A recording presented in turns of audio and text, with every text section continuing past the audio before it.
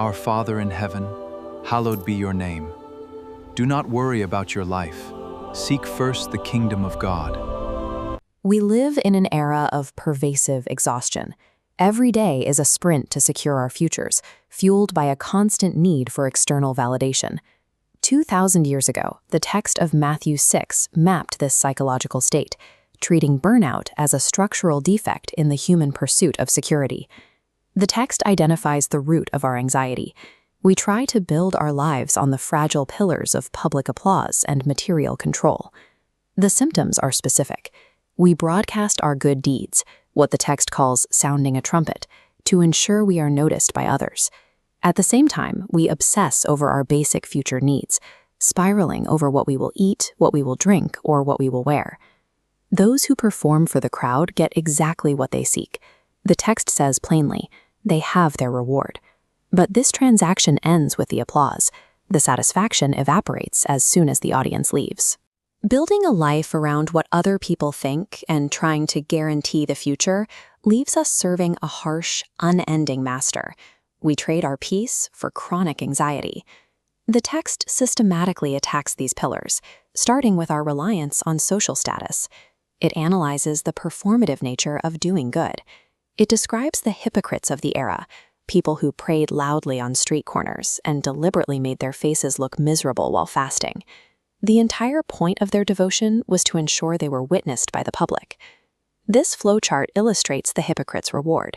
You seek public validation, receive it, and the transaction closes. A dead end. The counter-instruction breaks this loop. Hide your charity so thoroughly that your left hand doesn't even know what your right hand is doing. The same logic applies to prayer. The instruction is to enter a closet and physically shut the door, cutting off the oxygen of the crowd. This isolates you with an audience of one, a father who sees strictly in secret but rewards openly. True spiritual status is never measured by the things people can see. It is calculated entirely by the unobservable purity of your private intentions. Once the trap of social status is removed, the text turns to the second false pillar, the attempt to manufacture security by hoarding material wealth or laying up treasures upon earth. The logic used here is physical. Earthly wealth is fragile. Moths eat it, rust decays it, and thieves break in to steal it. The alternative is to lay up treasures in heaven. This describes an environment immune to physical decay and theft. And because your heart follows your treasure, storing value there protects you from emotional vulnerability. The text frames this as a matter of vision, contrasting a single eye with an evil eye. A pure, undivided focus fills the body with light, while a fractured, divided focus floods the system with darkness. This brings us to a strict binary rule, visualized here by a violently tipping scale. You cannot serve two masters. You cannot seek God while simultaneously serving Mammon, the personification of material wealth. The math of equal devotion simply does not work.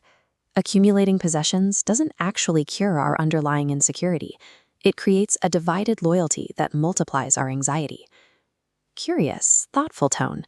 If we remove the applause of a crowd as a safety net of material wealth, what remains to anchor our security? The text answers this by pointing directly to the natural world. Look closely at the fowls of the air. Birds operate in a paradox. They do not engage in anxious labor. They don't plant crops, they don't reap harvests, nor hoard surplus into barns. Yet they are reliably sustained. The same is true for the lilies of the field. They do not toil or spin yarn, yet their natural growth outshines the historical glory and immense wealth of King Solomon. These natural examples suggest a different economic model. If birds and lilies thrive without frantic labor, it implies that survival doesn't depend on the weight of our own anxiety.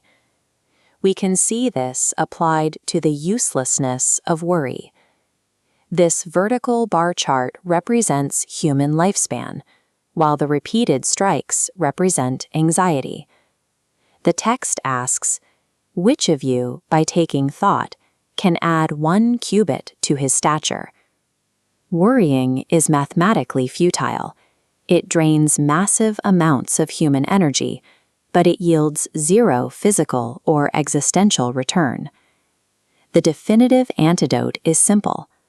Seek ye first the kingdom of God and his righteousness. If you do that, the text promises that all necessary things will be added unto you. This is an invitation to completely relinquish the illusion that we are in control and to step into an economy based entirely on trust.